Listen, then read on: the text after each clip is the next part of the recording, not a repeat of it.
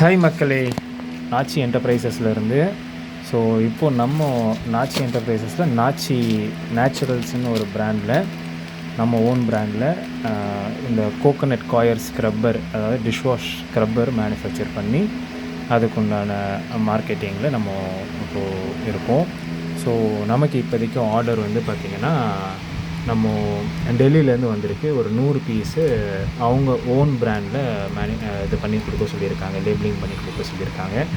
அதுக்குண்டான packing work போயிட்டுருக்கு.